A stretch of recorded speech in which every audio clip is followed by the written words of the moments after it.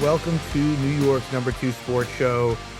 The Rangers defeat the Calgary Flames 4-0 at Madison Square Garden. Alexis Lafrenière gets a hat trick. Jonathan Quick gets the shutout, makes all 21 stops against the Calgary Flames. And it is the first Ranger win on the second game of a back-to-back. They had been 0-8-1 coming into this one, and they finally end that streak. And the Rangers were the better team in this game. Calgary is, especially post-trade deadline, is one of the worst teams in the league.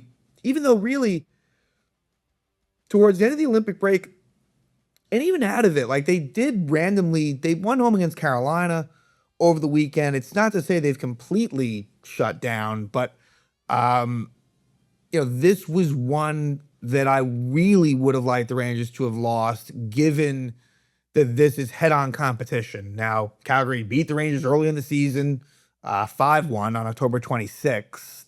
And so the season series ends up tied 1-1 for what it's worth. But where things were really, really close, and it still kind of is, now with this result, the Rangers' same games played as Calgary are 3 points ahead. So, again, while that's close, like let's say somehow that went reverse, then you're looking at a situation where Calgary would be ahead of the Rangers by a point. So 4-point swing, not exactly ideal, but not terribly surprising. The Rangers have been playing some pretty good hockey lately, be it against some weaker competition. But look, the Rangers out of the break have been playing well. I believe that's now 4-1-2. Sorry. Yes, 4-1-2 out of the break. The one regulation loss versus the Devils. You have the overtime losses to the Flyers and Blue Jackets, and then wins against Pittsburgh, Toronto, Philly, and Calgary. So look, not world beaters at all, but look, but before we get into the Flames-Ranger game, and there's some things to discuss for sure, some encouraging things at that,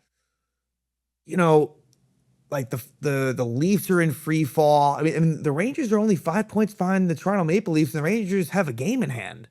Like, this could really start to get a little bit out of hand. Now, I think that the Rangers, look, there's still a lot of losses to be had here. There is, of course, a lottery component to this. But, I'm a little bit concerned about where the Rangers might go. And again, like, if it means young players performing, aka Gabe Perreault, if we want to still consider Alexis Lafrenière young, again, it's a bit of a debatable topic. You have that to kind of look forward to and be happy about.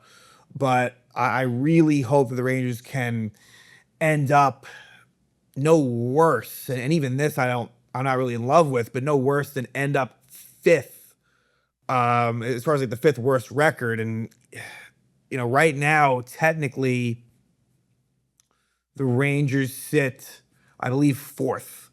Yeah, it's fourth. I mean, but really, they're tied with the Blues in games and points. But the Blues have won more regulation wins, so that's a good thing. And the Rangers are 1 point ahead of the Blackhawks. But it's close. I mean, here's another thing. The Rangers' next opponent, which we'll talk about after Calgary, but the Rangers' next opponent is Winnipeg, a Winnipeg team that the Rangers actually played that have not played yet. They played them twice in about a week and a half span. And the Rangers are only 2 points behind Winnipeg. Now, Rangers played one more game than them, but like the point is, the Rangers are winning so much to the point that this is, this could take on a life of its own. But let's push that conversation to the side. Again, Rangers win on a back-to-back, and it didn't even feel like it was. I mean, Calgary also had played the night before against Washington, and maybe the first period, Calgary, and for my money, Calgary was probably the better team. Got the more high-quality scoring chances. But what it ends up coming down to at the end of it is a 5-on-3 situation, and the Rangers score on it. But I'm kind of jumping ahead a little bit here. So as far as the Ranger lineup goes, same as it was versus the Flyers. In terms of housekeeping, technically, they had called up Brett Berard and sent down Brendan Brisson. Brisson had been a healthy scratch in the Flyer game. Berard was a healthy scratch in the Calgary game. And this is, Brodzinski taking the spot of Taylor Radish, who presumably will be back against Winnipeg. It was said that he would miss the 2 games against the Flyers and the Flames. So if that stays true, then Radish comes back, and then you would think Brodzinski comes out of the lineup, and they would send down probably Berard, not that he was playing anyway, and they did keep Vakanainen in the lineup over Vincent Iorio. And expect that to probably be the case again, even though I wouldn't mind seeing the Moros of the world and the Iorios just more for future purposes. But Vakanainen, did play fairly well the last 2 games. Granted, the competition wasn't exactly great. They did, as it ended last game, they basically stuck with I believe it was the case, Robertson with Schneider, Vakanainen with Borgen. And the time on ice pretty much dictates that, that was the case. But yeah, the story here really, by and large, is the Zibanejad line with Lafrenière and Perreault. They really dominated a Calgary Flame team that, when you look at the roster, there's not a whole lot of firepower. But it's really the defensemen that really stand out, believe it or not. Like, as bad as the forwards are, like, I could look at the top 6 and say, all right, like, there's some stuff there. It's not great, but, like, Sharon Govich, Morgan Frost, Joel Farabee, like, again, guys that really should be lower in the lineup. Blake Coleman, like, there's Backlund, who's a little bit older now, but it's the defensemen that really, it's a combination of just, like, older veterans that have seen better days and really young players that don't have much experience. This game was not on Dustin Wolf, the Calgary goalie. He did the best he could, but the Rangers really got better and better as this game went on and simply took it to Calgary. When the game was still kind of in the balance, Calgary, they were there. But really, once the Rangers, I'd say, made it 2-0, about from there on, halfway through the game, the Rangers really took over. And so first period, look, with Jonathan Quick in net, my hope was that, okay, he's going to be good for about, a couple of bad goals. Just didn't play out that way. He was pretty good. Like, I don't think he was amazing. I mean, Calgary only had 21 shots on goal. There were a couple of acrobatic saves, but, like, this was more due to, the teams on the ice more so than Quick. Look, hey, they all count the same. It's a shutout. I believe he passed Henrik Lundqvist on the all-time shutout list, but still, Quick was in a pretty good spot here in this matchup. But yeah, 8:43 in, Michael Backlund trips Vincent Trocheck, but Calgary is able to kill it off, and they actually probably had one of the better chances in that sequence, and I believe it was Sharon Govich who rang one off the post on a breakaway opportunity. And Calgary really, to me, they were right in there. Like, arguably, I think that they had the better of the opportunities in the Rangers, but where it came undone for them at 16:12, Dustin Wolf, the goalie, delay a game. And then 16 seconds later, Oli Mata is called for cross-checking Vincent Trocheck. And I understand why it was called, but I don't know, in a 5-on-4, to make that a 5-on-3, 16 seconds in, you just don't see it that often. And maybe there's a little bit of bias here because I, didn't want the Rangers to win. I acknowledge that, but I don't know. This one, I think sometimes that's let go, but they call it a cross-checking penalty, and the 5-on-3 doesn't start out great for the Rangers, but when you have all that time, and this includes even Vincent Trocheck breaking his stick, so when they actually scored, it was kind of more of a 4-on-3, as Trocheck was really darting to the bench and wasn't of any use. But it ends up being Alexis Lafrenière scoring his 16th goal of the season from Zibanejad and Fox. And it really was a shot by Zibanejad directed towards Lafrenière, and he was able to tip it in past Wolf to give the Rangers a 1-0 lead with that 5-on-3 goal. But again, it was kind of a 4-on-3 because Trocheck was really out of the play. And so the first period ends with the Rangers up 1-0. Second period, look, like this was, at this point, it kind of becomes a little bit low event. Not a whole lot of chances either way, but look, like Calgary was right in there. Uh, but at 10:28, Connor Sherry scores his second goal of the season, assisted by Cartier and Borgen. So thoughts on this are frustrating. Like Connor Sherry scoring a goal is not good, right? Lefty Lafrenière scoring goals, great. Gabe Perreault, Noah Laba, Matthew Robertson, young players. You get the point. Like Connor Sherry, like, scoring a second goal doesn't do anything for me. What is good, Ty Cartier, like he has done a nice job, more than a nice job since being claimed off waivers. And that was one again that kind of was a little bit of a surprise to see him. Like if you're gonna be waived, clearly you're not a great player. But I think in the case of Cartier, that was a move that when it was made, I was like, all right, that I like that one. And so far, it's early, but 4 points in 6 games and a +1, averaging 14 minutes and 35 seconds a night. Like he's playing a lot. Whereas on the Kraken this year, 10 minutes and 42 seconds. So almost 4 minutes more. He's not going to keep up this pace, but I think that line with Laba and Sherry, give it credit. It's done well. It really has, as a third line. And it makes you think, and again, I don't know if Laba projects as a third line center. I think that maybe when it's all said and done, he's more of a fourth line center. But you could I don't know, maybe a third line of Laba, because Will Cooley doesn't belong in the top six. Maybe a line of Laba, Cooley, and Cartier next year. Maybe that can get it done. I'm not saying it's amazing, but I don't know. It's something to think about. So 2-0 Rangers with that goal, and really a very easy one for Connor Sherry to bury, where Laba doesn't get an assist, but he's able to kind of create some pressure. It was a dump in by Borgen and just a nice pass by Cartier to an open Sherry, makes it 2-0. And then at 13:24, Gabe Perreault holds Sharangovich, which may have been a little bit of a soft call, but it was Calgary's sort of, as it turned out, really one of their last opportunities to get back in this game. They don't score on that power play. And then about a minute after it's over, Lafrenière scores again, his 17th goal of the season from Perreault and Zibanejad. This is just an amazing passing play. No other way to see it. Fox gets it behind the net to Zibanejad, finds Perreault in the middle, and then Lafrenière is just wide open. Great pass by Gabe Perreault.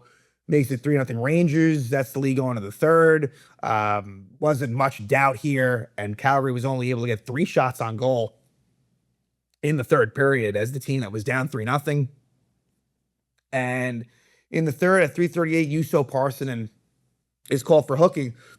Parssinen, look, I don't think he's someone that is realistically going to be in the plans for next year. He's under contract next season, but Parson, like he's taken a decent amount of penalties since he's come back up. He's pretty much taken that fourth line center spot that Sam Carrick used to have, but it's different because like Parson, it's the fourth line, certain games are not playing much at all. This was another example of that, where they did play a lot versus the Flyers last night. Here, each of them all finished. Hamelash, Parsonen, and Edstrom. Well, Edstrom actually played interesting.